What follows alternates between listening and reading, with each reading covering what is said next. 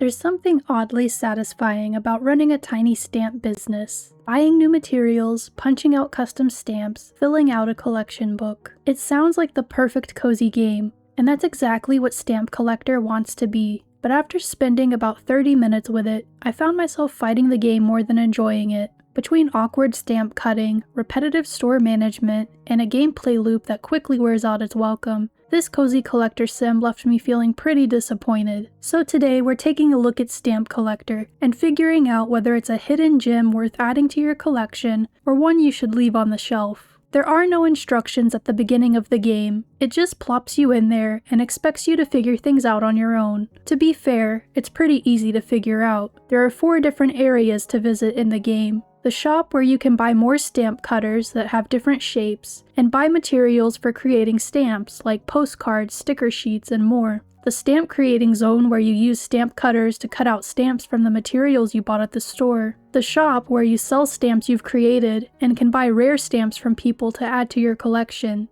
And the notebook where you can rearrange your stamp collection however you'd like. So let's talk a bit about them. Creating stamps is simple. You choose the cutter you want, then choose which material you want to make stamps out of. Place the cutter over it and punch the button to cut it out. A lot of the sheets aren't spaced out enough to be able to fit the stamp cutter perfectly, so there will be a lot of white space in the stamp, which is ugly. Sometimes you won't be done with the sheet yet, but the game will tell you that the material you were using has been all used up and forces you to throw it away, which is annoying. When opening the shop, it's random how many customers you will have, and it's totally possible you'll only get people trying to sell you stamps instead of buying the ones you've created. This creates a loop of you reopening the store multiple times to sell off all the stamps you have.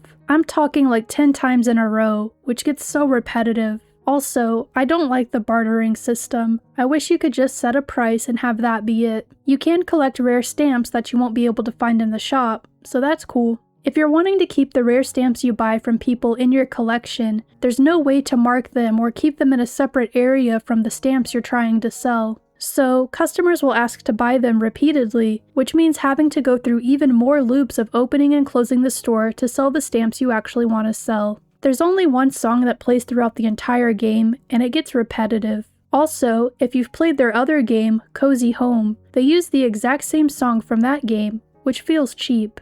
I spent about 30 minutes in the game, and I don't want to play anymore. The gameplay loop is boring. The most fun part is buying new things to make stamps out of, and creating them. But it's so unsatisfying when you can't punch out everything you want to, because the stamp cutter is too big for the page you bought. Some fit it very well, like the bear sheet, and those are the most fun to use. I don't recommend this game. It feels cheap, and I have too many annoyances with it. If it ends up being sold for a couple dollars, I guess that would suit it, but even then, I'm not going to recommend a game that I don't want to play myself. If you like the video, press the like. If you want to see more of me, subscribe. I cover cozy games, RPGs, and visual novels. Bye guys!